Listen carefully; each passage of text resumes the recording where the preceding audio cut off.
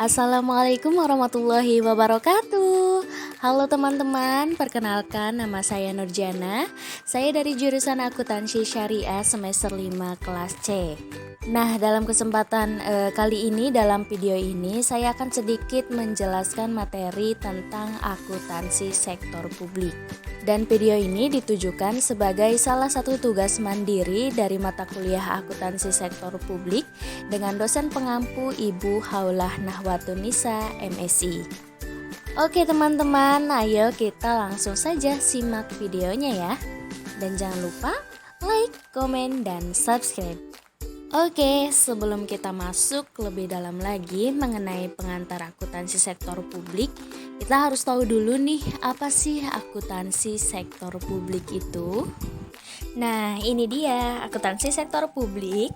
Ini bisa didefinisikan sebagai akuntansi dana masyarakat.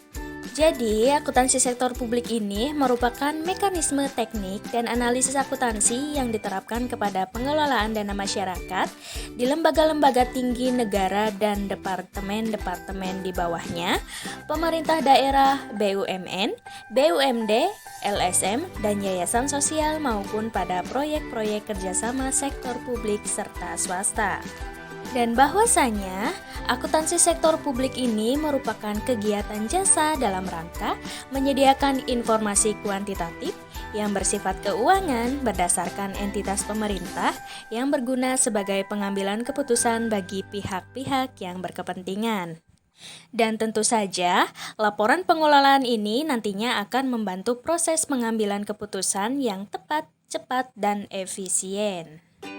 Oke, next. Selanjutnya ada tujuan akuntansi sektor publik nih. Nah, apa sih tujuan dari akuntansi sektor publik ini? Ini ada dua tujuan akuntansi sektor publik ya, menurut American Accounting Association tahun 1970. Yaitu yang pertama ada manajemen control dan yang kedua ada accountability. Nah, apa sih dari maksudnya dari manajemen kontrol ini? Jadi, maksudnya ini memberikan informasi yang benar-benar dibutuhkan dalam pengelolaan yang tepat, efisien, dan ekonomis pada operasi dan alokasi sumber daya suatu organisasi atau lembaga.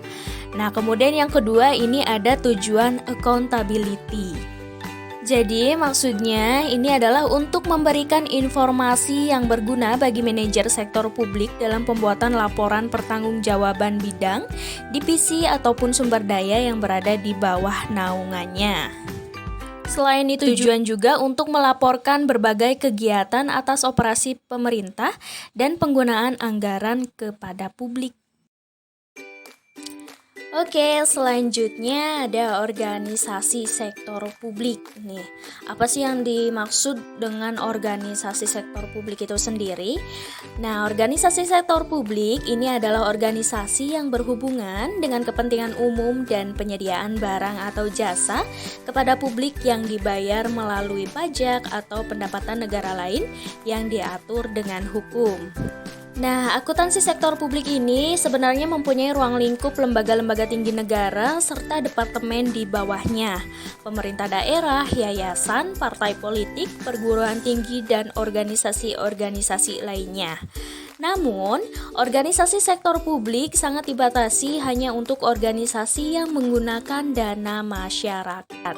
Maka dari itu, akuntansi sektor publik hanya mencakup bidang utama. Di antaranya ini yang pertama ada akuntansi pemerintah pusat.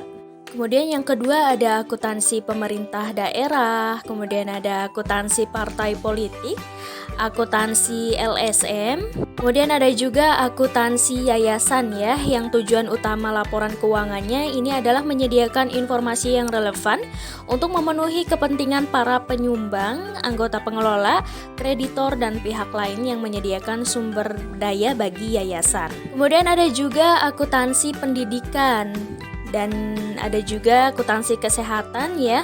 Dan yang terakhir ini ada akuntansi tempat peribadatan.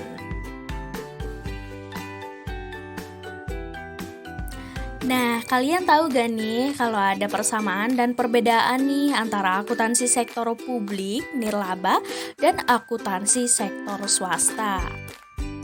Nah, yang pertama ini ada persamaan dari akuntansi sektor publik dengan akuntansi sektor swasta ya. Nah, persamaan yang pertama ini yaitu kedua sektor ini ya, sektor swasta dan sektor publik, ini merupakan bagian integral dari sistem ekonomi di suatu negara dan keduanya menggunakan sumber daya yang sama untuk mencapai tujuan organisasi. Kemudian keduanya juga menghadapi masalah yang sama, yaitu masalah kelangkaan sumber daya, sehingga baik sektor publik maupun sektor swasta dituntut untuk menggunakan sumber daya organisasi secara ekonomis, efisien, dan efektif. Kemudian persamaan yang ketiga ini dari proses pengendalian manajemennya ya, termasuk manajemen keuangan pada dasarnya sama di kedua sektor. Kedua sektor tersebut membutuhkan informasi yang handal, relevan untuk melaksanakan fungsi manajemen, yaitu ada perencanaan, fungsi pengorganisasian, dan pengendalian. Dan persamaan yang keempat ini pada beberapa hal, kedua sektor juga menghasilkan produk yang sama, seperti sama-sama bergerak di bidang transportasi massal, pendidikan, kesehatan, penyediaan energi, dan sebagainya.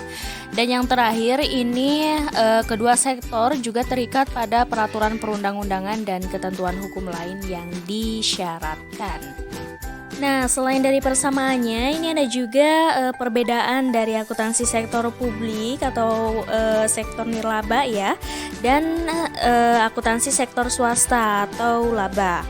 Nah, ini yang pertama ada dari segi tujuan organisasinya. Nah, pada akuntansi sektor publik ini, tujuan organisasi bukan hanya meraih keuntungan semata-mata, melainkan menyediakan pelayanan publik sebaik mungkin. Sementara di sektor swasta, dalam pencapaian laba atau profit diraih secara maksimum. Kemudian perbedaan yang kedua ini ada dari sumber pembiayaan. Pada sektor publik, sumber dana berasal dari pajak, retribusi, utang, obligasi pemerintah, laba BUMN atau BUMD, penjualan aset negara, dan lain-lain. Sedangkan sektor swasta ini berasal dari pembiayaan internal yang meliputi modal sendiri, laba ditahan, penjualan aktiva, serta pembiayaan eksternal yang meliputi utang bank, obligasi, penerbitan saham. Kemudian perbedaan yang ketiga ini dari segi pertanggungjawaban. Pada sektor publik, bertanggung jawab kepada masyarakat karena sumber dana yang digunakan untuk memberikan pelayanan publik berasal dari. Sedangkan pada sektor swasta, bertanggung jawab kepada pemilik perusahaan atau pemegang saham dan kreditor atas dana yang diberikan. Lalu perbedaan yang keempat ini ada dari segi struktur organisasi. Struktur organisasi pada akuntansi sektor publik ini bersifat birokratis, kaku, dan hierarki. Sementara pada sektor swasta ini lebih bersifat secara fleksibel. Kemudian ada juga perbedaan dari segi karakteristik anggaran dan stakeholder. Karakteristik anggaran pada sektor publik ini lebih dipublikasikan secara terbuka untuk didiskusikan kepada masyarakat. Bagi pemerintah, anggaran bukan menjadi suatu rahasia lagi yang harus ditutupi. Nah, berbeda dengan sektor swasta yang lebih bersifat tertutup dan sudah menjadi rahasia perusahaan. Kemudian perbedaan yang terakhir ini ada dari segi sistem akuntansinya nih ya. Pada akuntansi sektor swasta ini menerapkan akuntansi berbasis accrual atau accrual accounting.